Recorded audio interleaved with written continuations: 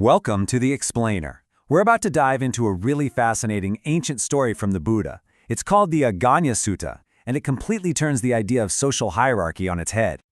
You know, it's a question humanity has been wrestling with forever. Are some people just born better than others? Well, believe it or not, this is the exact problem that was brought to the Buddha thousands of years ago by a couple of his followers. So our story starts with a question of birth. Let me introduce you to two guys, Vasita and Bharadwaja. They were both former Brahmins, which was a pretty big deal at the time, but they were getting a lot of grief for walking away from that high-status life. See, their old community just couldn't wrap their heads around their decision. They were constantly taunted for joining the Buddha's order, because in that community, their old high and mighty status meant nothing. People told them they made a huge mistake, that they'd thrown away their rightful place at the very top of the social ladder. And this right here, this was the core belief they were pushing back against. The idea was that the Brahmin caste is the best, and all other castes are inferior. It was the whole deal back then. The prevailing wisdom was that Brahmins were literally born superior, like from the mouth of the creator god Brahma himself. Their purity, their high status, it was all supposedly an unchangeable fact of birth. And everyone else, well, they were just less. Okay, Section 2, the supremacy of Dhamma. The Buddha, well, he had a totally different take on all this. He offered a really radical counter-argument that completely flipped the script. He shifted the focus away from the accident of your birth to the quality of your actions. The Buddha basically laid it out like this. It doesn't matter what caste you're from, a ruler, a priest, a merchant, a laborer, anyone. Everybody is capable of both good and bad actions. You know, you've got your unwholesome acts on one side, harming, stealing, that kind of thing. And then you've got your wholesome acts on the other, kindness, generosity. The real key here is that anyone, no matter their background, gets to choose which path they're going to follow. So the crucial point is this. Your actions are what define your character, not the family you happen to be born into. It's that simple. Anyone can be virtuous or vicious. Anyone can be wise or ignorant. And this simple truth led to his ultimate principle, really the bedrock of his whole argument. He declared that Dhamma, which you can think of as righteousness or just the true nature of reality, that is the supreme measure for all people, in this life and in the next. It's not about your birth, your wealth, or your power. Dhamma is the great equalizer. And to really drive this point home, he told them this incredible origin story of the world. Okay, Section 3, a story of beginnings. This is where it gets really, really cool. The Buddha paints this picture of a world from a long, long time ago, way before humanity as we know it even existed.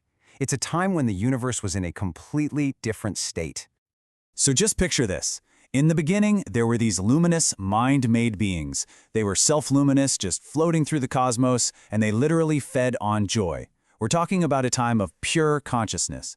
No bodies, no men or women, no sun, no moon, no divisions at all. Just these beings, completely sustained by pure joy. And what's so fascinating here is how one single, seemingly innocent act kicks off this huge cosmic chain reaction.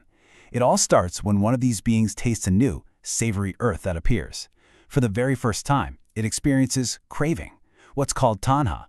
And this craving, this greed, it spreads like wildfire.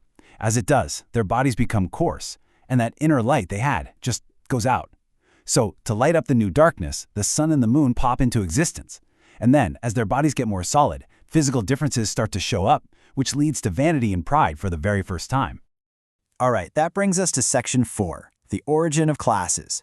So as you can imagine, as society gets more and more complex, new problems start popping up. But the solutions to these problems didn't lead to some divine, preordained caste system. Nope, they led to purely functional roles. And this part of the story just brilliantly illustrates the Buddha's point. So a magical, self-replenishing rice appears, but then laziness leads someone to start hoarding it. Well, that creates the need for private property for setting up boundaries. But of course, that leads to theft. And to deal with the stealing, the people get together and elect one person. They call him the Great Elect to maintain order and enforce the rules. See, government wasn't part of some grand divine plan. It was just a practical solution to very human problems. And from that point on, the other social classes started to form, all based on what people actually did. The Kshatriyas, they were the rulers and protectors, the lords of the fields. The Brahmanas were the folks who decided to live apart and meditate to ward off evil deeds. Then you had the Vaisas, who got into trade and business, and the Suttas, who took on labor and hunting. These were basically just job descriptions, you know? They weren't declarations of who was born better than whom. They were roles that arose from the people, to serve the people. And this is where the Buddhist conclusion circles right back to his core message for Vasetta and Bharadwaja. He's saying that true nobility isn't something you inherit, it's a choice. Absolutely anyone from any of these so-called classes can see the issues with worldly life and decide to walk a different path, the path of a truth seeker. This right here is the ultimate takeaway. It's the big finale. The Buddha even quotes another divine being to really hammer the point home.